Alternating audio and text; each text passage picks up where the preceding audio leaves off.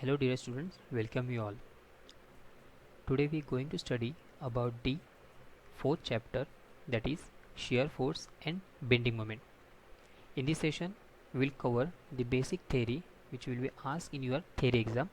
So let's start. As the name suggests, the shear force and bending moment. So basically what is shear force?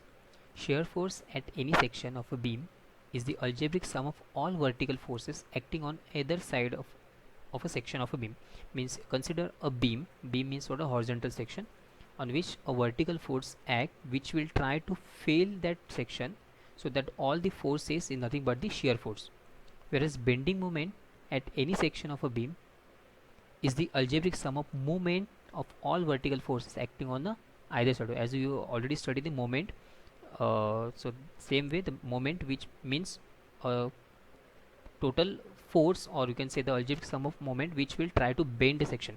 So we'll study the actual numerical. That time we'll clarify the you will get clear idea about the shear force and bending moment.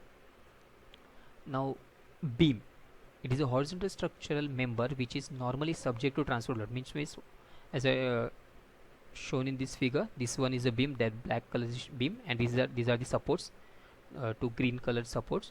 So the total span of beam means what, the distance from this first support and the second support, the distance between the two support of a beam is called as the span of beam.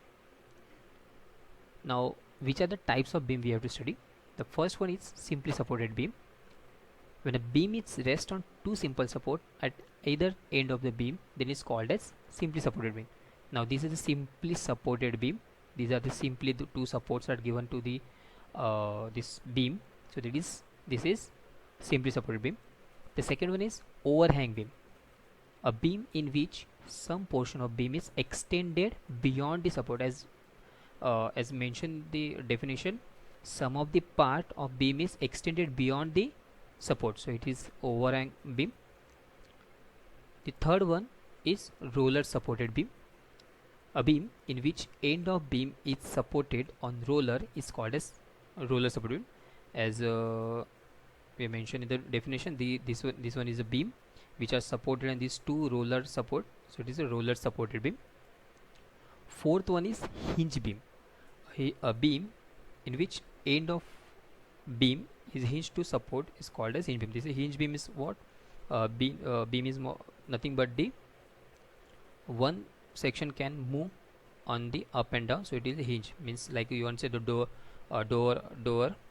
so like that time hinge beam. The fifth one is cantilever beam. When a beam is fixed at one end and free at the other end, it's called as cantilever beam. Means the one of the part is fixed in the wall or any section, and the other end is free without having any support, so that will be called a cantilever beam. The sixth one is fixed beam. As in cantilever beam, the one of the end is fixed. In fixed beam, the both end will be fixed, it is called as fixed beam. The seventh one is continuous beam. As it mentioned, continuous, it means what, the beam which is supported by two or more support, so it is called as continuous beam. As I mentioned, the first support, the second support, and third support, and this one is your continuous beam. The next point is types of support. Now, which are the supports which gives the reaction or the support to the beam? The first one is simply support. As it may be a wall or any pillar or any structure which is giving the support, so it is simply support, means simply supported. The second one is roller support. When one end of beam is supported on roller, then in such a case the support is called as roller support. As I mentioned, these are the roller support. Keep in mind, previously we studied about the types of beam, now we are studying about the types of support, so these are the supports. The third one is hinge or pin support. When the one of the end of beam is hinge to support, then in this case the support is called as hinge support or pin support. As in this figure, one of the support is hinge, so it is hinge support. Fourth is fixed support. When the end of beam is firmly fixed into the support like wall or pillar, or any other structure is called as fixed support, as it is fixed support. So it might be wall or any structure, and other element also there. So this is fixed support. Now whenever we study about a shear force and bending moment, that time we should have to study the which kind of load which makes the shear or bending moment in this in the beam. So the load are, it might be concentrated load or uniformly distributed load. So first one is concentrated load, that is you can say the point load. Most of the numerical we study on the first part of the numerical we study on concentrated. So first one is point load. A load acting at any point of beam is known as concentrated load or point load. So this is the point load, means what?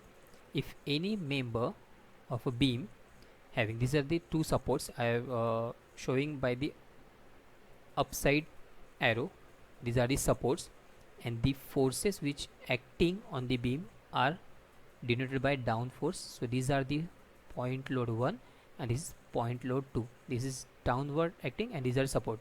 As you know that every action has equal and opposite reaction, so the upward force and downward force might be equal. So that time the total force will be in the might be 0. The second one is uniformly distributed load, that is UDL. Most time it is denoted by UDL. So you should have to you should have to keep in mind that uniform distributed load means UDL. So it is given in load which is Newton per meter, means it is given, is unit is Newton per meter. So when the load is uniformly spread over a beam of its unit length, then it is called as uniformly distributed load. So as the uniformly distributed load is denoted by like this kind of symbols, so that time you should have to make a point that this one is uniformly distributed. That's all about the, in this first session, that we have studied about the different types of beam, different types of supports, and different types of load which are acting, which I have to study in our numerical. So these three question might be asked in your theory examination. So try to remember this question answer, and we will study the actual numerical in the second session. Till then, thank you, bye bye.